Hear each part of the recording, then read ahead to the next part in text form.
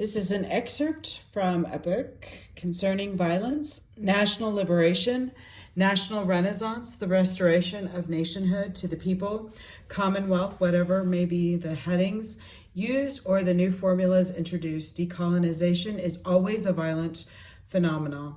At whatever level we study it, relationships between individuals, new names for sports clubs, the human admixture at cocktail parties, in the police, on the directing boards of national or private banks. Decolonization is quite simply the replacing of a certain species of men by another species of men.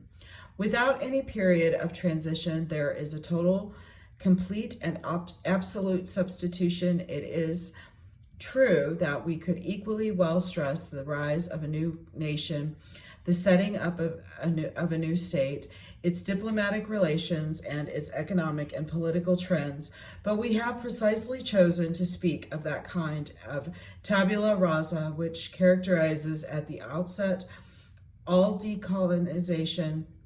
Its unusual importance is that it constitutes from the very first day the minimum demands of the colonized to tell the truth. The proof of success lies in a whole social structure being changed from the bottom up. The extraordinary importance of this change is that it is willed, called for, demanded. The need for this change exists in its crude state, impetuous and compelling in its consciousness, and in the lives of the men and women who are colonized. But the possibility of this change is equally experienced in the form of a terrifying future in the consciousness of another species of men and women. The colonizers' decolonization, which sets out to change the order of the world, is obviously a program of complete disorder, but it cannot come as a result of a magical practices, nor of a natural shock, nor of a friendly understanding. Decolonization, as we know, is a historical process, that is to say, that it cannot be understood. It cannot become intelligible nor clear to itself, except in the exact measures that we can discern the movements which give it historical form and content. Decolonization is the meeting of two forces opposed to each other by their very nature, which in fact owe their originality to that sort of substantification which results from and is nourished by the situation in the colonies. Their first encounter was marked by violence, and their existence together, that is to say, the exploitation of the native by the settler, was carried on by dint of a great array of bayonets and cannons. The settler and the native are old acquaintances. In fact, the settler is right when he speaks of knowing them well, for it is the settler who has brought the native into existence and who perpetuates his existence. The settler owes the fact of his very existence, that is to say, his property, to the colonial system. Decolonization never takes place unnoticed, for it influences individuals and modifies them fundamentally.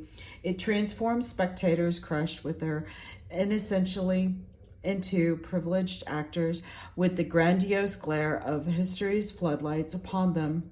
It brings a natural rhythm into existence introduced by new men, and with it a new language and a new humanity.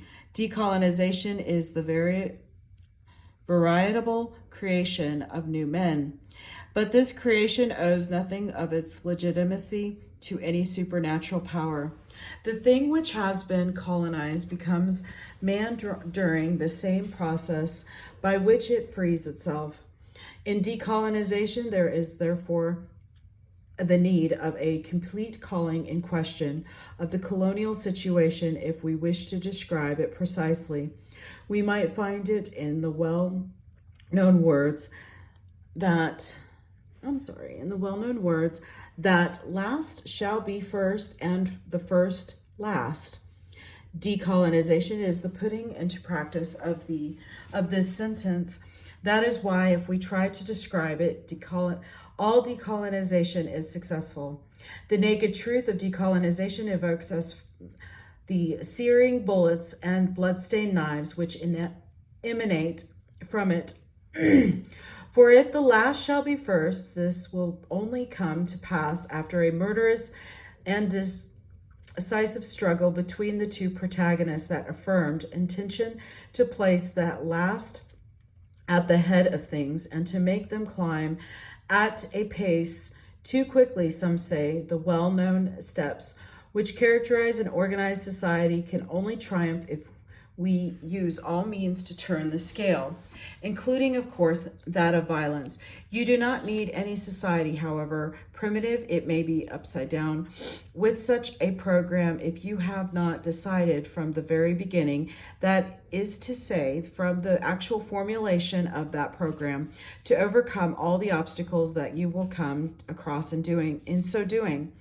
The native who decides to put the program into practice and to become its moving force is ready for violence at all times. From birth, it is clear to him that this narrow world, strewn with prohibitions, can only be called in question by absolute violence. The colonial world is a world divided into compartments. It is probably unnecessary to recall the existence of native quarters and European quarters, of schools for natives and schools for Europeans. In the same way, we need not recall apartheid in South Africa. Yet, if we examine closely the system of compartments, we will at least be able to reveal the lines of force it implies. This approach to the colonial world, its ordering and its geographical layout, will allow us to mark out the lines on which a decolonized society will be reorganized. The colonial world is a world cut in two. The dividing line in the frontiers are shown by barracks and police stations. In the colonies, it is the policeman and the soldier who are the official instituted go-betweens, the spokesman of the settler and his rule of oppression in capitalist societies. The educational system, whether lay or clerical, the structure of moral reflexes handed down from the father to son, the exemplary honesty of workers who are given a medal after 50 years of good and loyal service, and the affection which springs from harmonious relations and good behavior. All these ascetic expressions of respect for the established order serve to create round the exploited person in an atmosphere of submission and of inhibition, which lightens the task of policing considerably in the capitalist countries. A multitude of moral teachers, counselors, and bewilders separate the exploited from those in power. In the colonial countries, on the contrary, the policeman and the soldier, by their immediate presence and their frequent and direct action, maintain contact with the native and advise him by means of rifle butts and napalm not to budge. It is obvious here that the agents of government speak the language of pure force.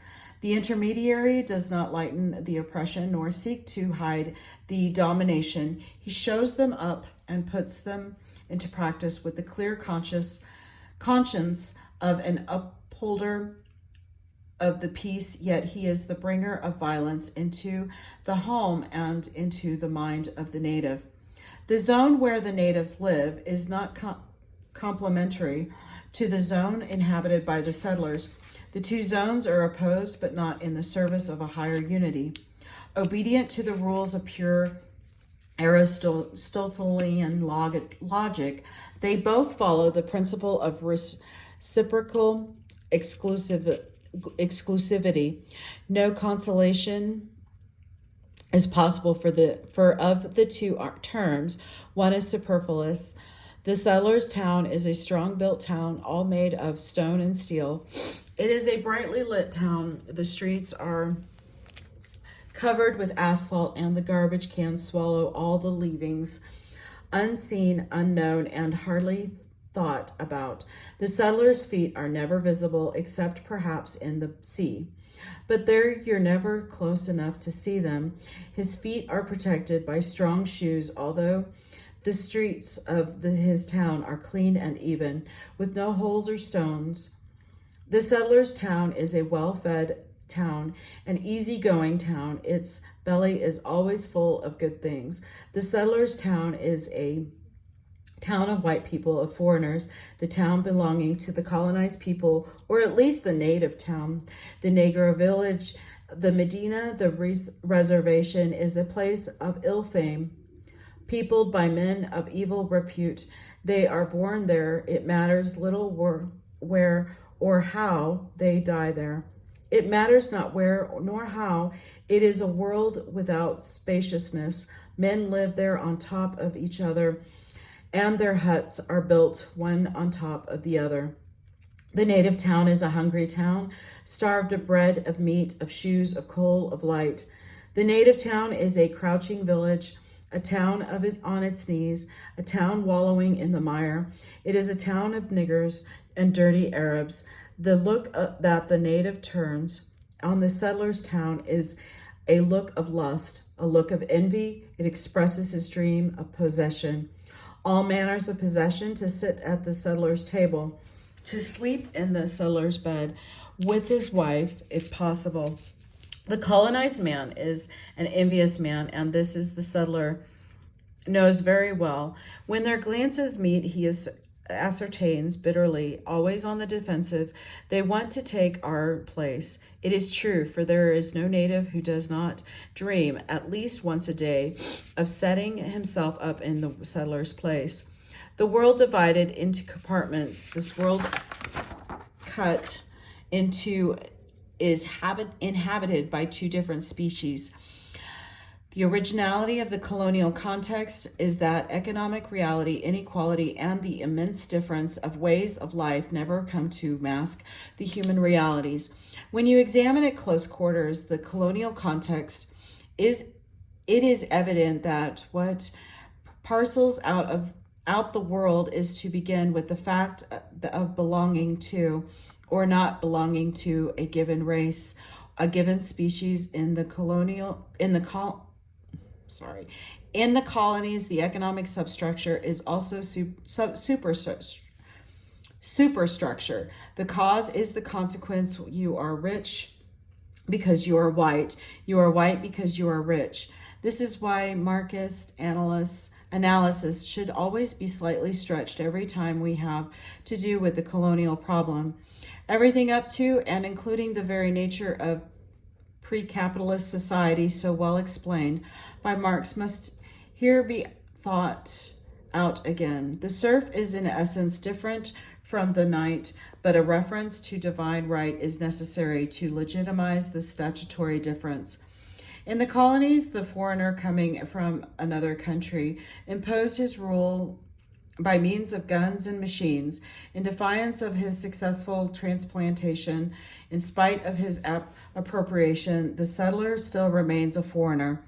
It is neither the act of owning factories nor estates nor a bank balance which distinguishes the governing classes. The governing race is first and foremost those who come from elsewhere, those who are unlike the original inhabitants, the others. The violence which has ruled over the ordering of the colonial world, which has ceaselessly drummed the rhythm for the destruction of native social forms and broken up without reserve with the systems of reference of the economy, the customs of dress and external life, that same violence will be claimed and taken over by the native at the moment when deciding to embody history. In his own person, he surges into the forbidden quarters. To wreck the colonial world is henceforth a mental picture of action which is very clear, very easy to understand, and which may be assumed by each one of the individuals which constitute the colonized people. To break up the colonial world does not mean that after the frontiers have been abolished, lines of communication will be set up between the two zones. The destruction of the colonial world is no more and no less than the abolition of one zone its burial in the depths of the earth, or its expulsion from the country. The natives' challenge the colonial world is not a rational confrontation of points of view. It is not treatise on the universal, but the untidy affirmation of an original idea propounded as an absolute. The colonial world is a Manichaean world. It is not enough for the settler to delimit physically, that is to say, that with the help of the army and police force, the place of the native, as if to show the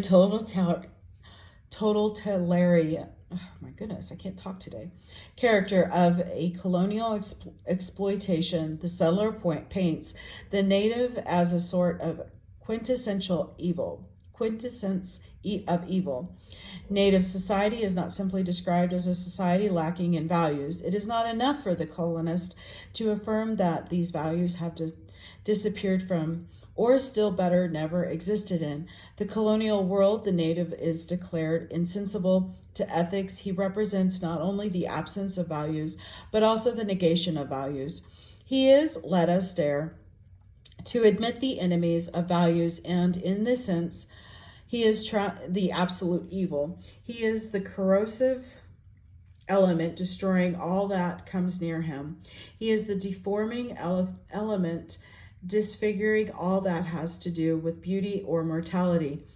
He is the depository of maleficent powers, the unconscious and irretrievable instruments of blind forces. Monsieur Mayer could thus state seriously in the French National Assembly that the Republic must not be prostituted by allowing the Algerian people to become part of it. All values, in fact, are irrevocably poisoned and diseased as soon as they are allowed in contact with the colonized race. The customs of the colonized people, their traditions, their myths, above all their myths, are the very sign of that poverty of spirit and of their constitutional depravity.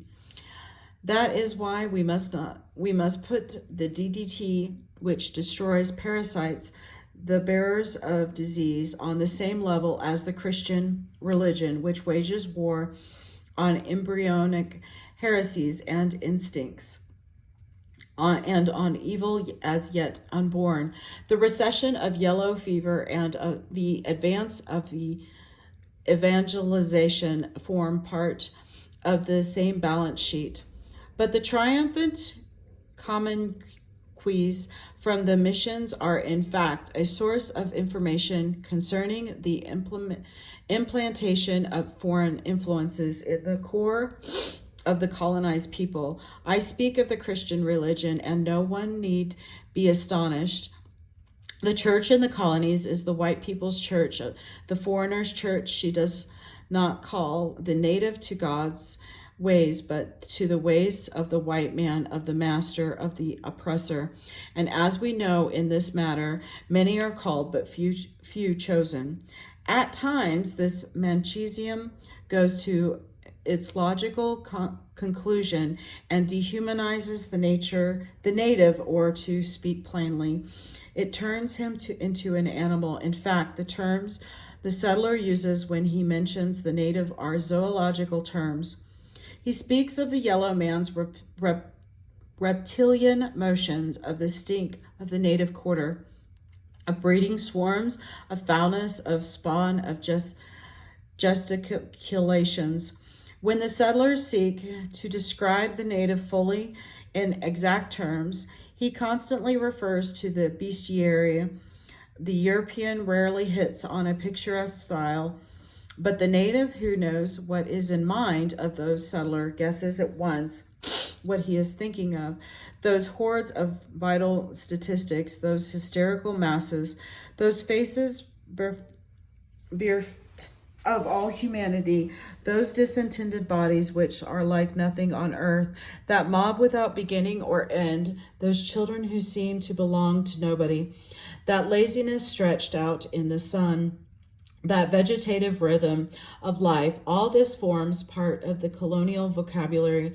General de Gaulle speaks of the yellow multitudes, and Francois Mauriac of the black, brown, and yellow masses, which soon will be unleashed. The native knows all this and laughs to himself every time he spots an allusion to the animal world in the other's words, for he knows that he is not an animal, and it is precisely at that moment he realizes his humanity that he begins to sharpen the weapons with which he will secure its victory. As soon as the native begins to pull on his moorings and to cause anxiety to the settler, he is handed over to well-meaning souls who in cultural congresses point out to him the specificity and wealth of Western values. But every time Western values are mentioned, they produce in the native a sort of stiffening or muscular lockjaw. During the period of decolonization, the native's reason is appealed to. He is offered definite values. He is told frequently that decolonization need regression, and that he must put his trust in qualities which are well tried, solid, and highly esteemed. But it so happens that when the native hears a speech out about Western culture, he pulls out his knife, or at least he makes sure it is within reach. The violence with which the supremacy of white values is affirmed, and the aggressiveness which has permeated the victory of these values over the ways of life and of thought of the native mean that, in revenge, the native laughs in mockery when Western values are mentioned in front of him. In the colonial context, the settler only ends his work of breaking in the native when the later admits loudly and intelligibly the supremacy of the white man's values. In the period of decolonization, the colonized masses mock at these very values, insult them, and vomit them up.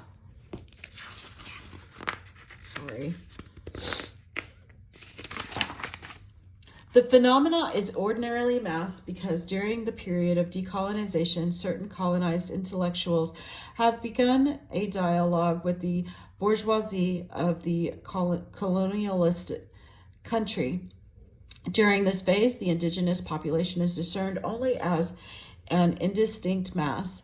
The few native personalities whom the colonist bourgeoisie have come to know here and there have not sufficient influence on that immediate discernment to give rise to nuances. On the other hand, during the period of liberation, the colonist bourgeoisie look feverishly for contacts with the elite, and it is with these elite that the familiar dialogue concerning values is carried on. The colonist bourgeoisie, when it realizes that it is impossible for it to maintain its domination over the colonial countries, decides to carry out a rearguard action with regard to culture, values, techniques, and so on. Now, what we must never forget is that the immense majority of colonized peoples is oblivious to these problems. For a colonized people, the most essential value, because the most concrete, is first and foremost the land which will bring them bread and, above all, dignity. But this dignity has nothing to do with the dignity of the human individual, for the human individual has never heard tell of it.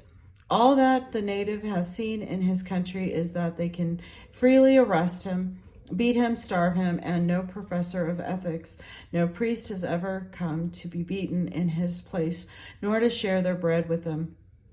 As far as the native is concerned, morality is very concrete. It is to silence the settler's defiance, to break his flaunting violence, in a word, to put him out of the picture. The well-known principle that all men are equal will be illustrated in the colonies from the moment that the native claims that he is the equal of the settler. One step more, and he is ready to fight to be more than the settler. In fact, he has already decided to eject him and to take his place as we see it.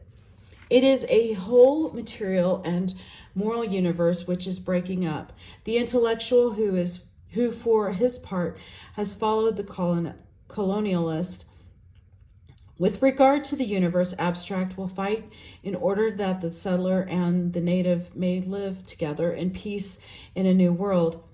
But the thing he does not see, precisely because he is permeated by colonialism and all its ways of thinking, is that the settler, from the moment that the colonial context disappears, has no longer any interest in remaining or in coexisting.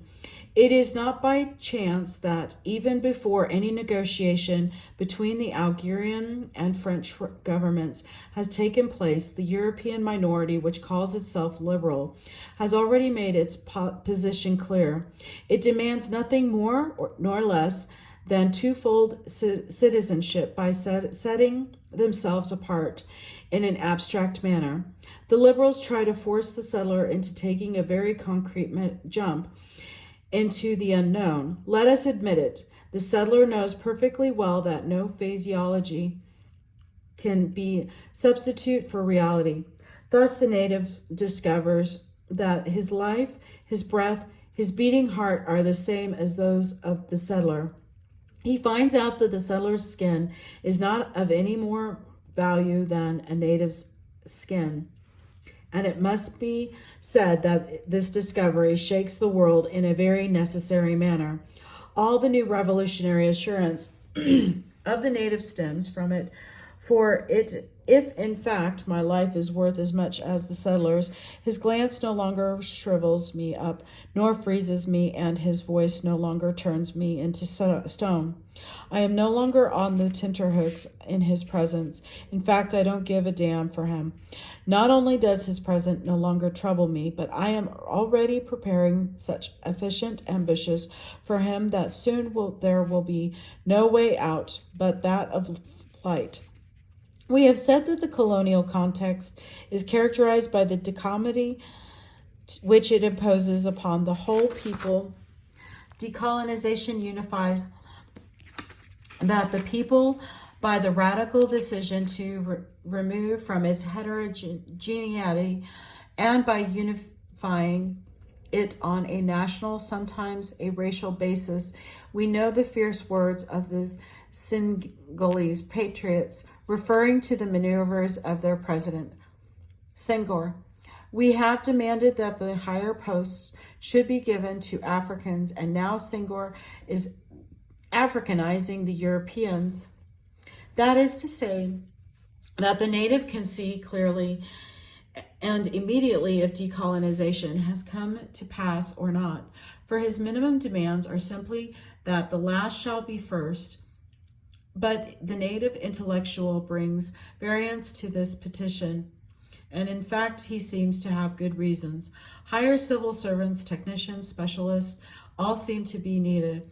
Now the ordinary native interprets these unfair promotions as so many acts of sabotage, and he is often heard to declare, "It wasn't worthwhile then our becoming independent." In the colonial countries where a real struggle for freedom has taken place, where the blood of the people has flowed, and where the length of the period of armed warfare has favored the backward surge of intellectuals toward bases grounded in the people, we can observe a genuine eradication of the superstructure built by these intellectuals from the bourgeoisie colonialist environment. The colonialist bourgeoisie, in its narcissistic dialogue expounded by the members of its universities, had in fact deeply implanted in the minds of the colonialized intellectual that the essential qualities remain eternal in spite of all the blunders men may make. The essential qualities of the West, of course, the native intellectual accepted the cognizance of these ideas, and deep down in his brain you could always find a vigilant sentinel ready to defend the Greco-Latin pedestal.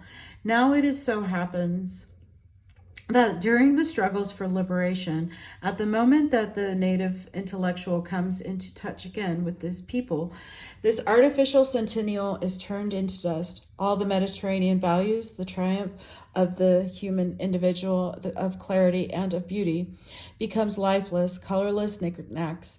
All those speeches seem like collections of dead words.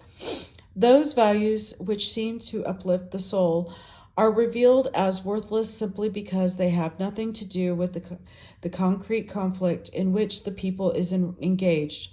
Individualism is the first to disappear. The native intellectual had learnt from his masters that the individual ought to express himself fully.